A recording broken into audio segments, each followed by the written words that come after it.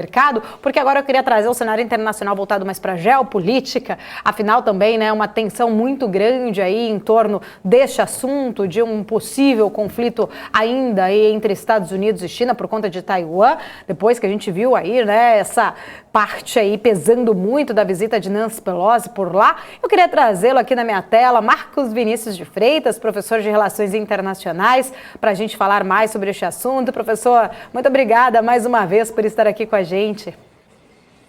Bom dia, Paulo. Um prazer conversar com vocês, só que eu estou sem terno e gravata hoje, viu? Está de casa. Muito obrigada, professor. Não me sinto apropriado.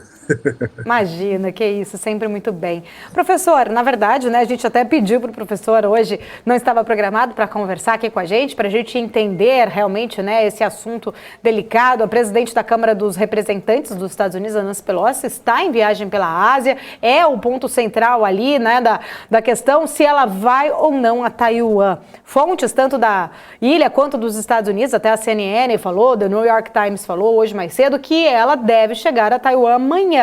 Eu queria entender, né, a sua visão, como que você vê a visita de Nancy Pelosi a Taiwan. O Jason agora há pouco falou meio num tom acha que é um tom provocativo, né, que os Estados Unidos estaria dando ali um tom provocativo à China, apesar do Biden ter falado que seria até contrário nesse momento a essa ida. Mas qual que é o problema tão grande dessa visita, professor? Vamos pensar em dois lados, né, Paula? Dois aspectos. Vamos olhar pelo lado americano da história e pelo lado chinês. Do lado americano, você tem a Nancy Pelosi, que é a presidente da Câmara de Deputados, a segunda na linha de sucessão nos Estados Unidos, e que tem um histórico de mais de 30 anos de constantes críticas à China. Inclusive, ela foi lá na Paz Celestial, levantou bandeira e sempre teve esse questionamento com relação a assuntos relacionados a direitos humanos, que ela sempre levanta na China. E como segunda na linha de sucessão e membro do mesmo partido democrata do presidente Biden, a impressão que se tem é que pode haver ali uma consonância na política e naquilo que está sendo afirmado por ela como sendo o que realmente o presidente Biden pensa. Então, esta cobertura e esta névoa é que prejudica um pouco da percepção chinesa da situação. Agora, ela vai... Claro que a China tem, nos últimos anos, enfatizado aí que pretende ver a Taiwan reintegrada ao seu território. Para a China, Taiwan é uma província rebelde que deveria retornar e que deve retornar no futuro à China continental.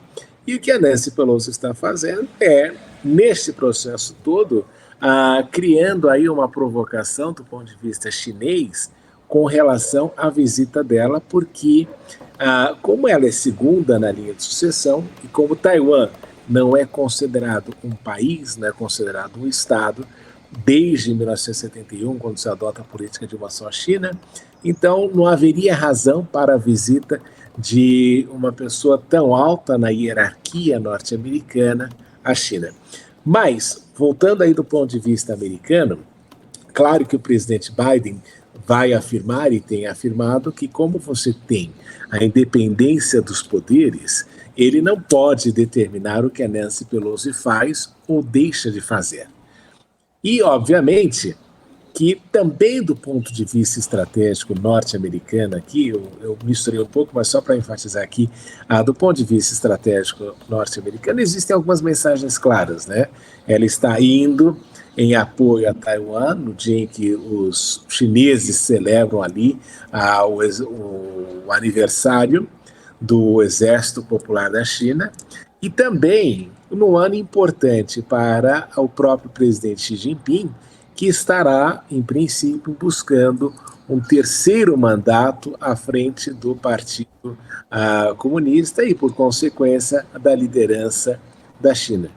Então, é uma provocação porque se entende, do ponto de vista norte-americano, que o presidente Xi Jinping enfrenta ali algumas dificuldades internas em razão do próprio da própria situação econômica, não do embargo, mas das disputas comerciais entre Estados Unidos e China, e muitos entendem que isso pode ter prejudicado aí o relacionamento bilateral.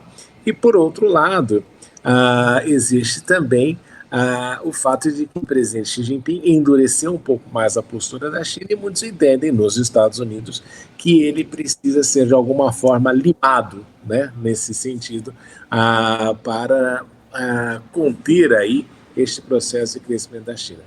Do ponto de vista chinês, como eu disse, ela é a segunda na linha de sucessão norte-americana. A China entende isso como uma afronta e um descumprimento do princípio básico que os norte-americanos aceitaram, de que existe uma só China, e que tudo isso visa a inflamar ainda mais a retórica entre os dois países e não contribui para que haja aí uma continuidade do relacionamento.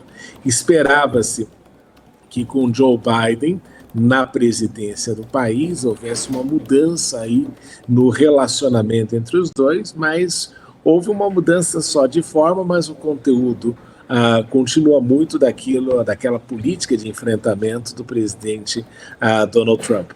E isso também se reflete no próprio Congresso americano, porque você tem muitos congressistas dos dois lados, republicanos e democratas, que se opõem aí ao crescimento da China e a esse processo de ascensão chinesa. E não podemos esquecer, Paula, que ao final de tudo é a questão do declínio dos Estados Unidos e da ascensão chinesa que está por detrás disso tudo. E como os Estados Unidos são a potência, em princípio, que está em declínio, eles não querem ver este processo de ascensão e vão colocando essas cascas de banana ao longo do processo. E é por essa razão que os chineses têm chamado isso de política de Instagram também, né?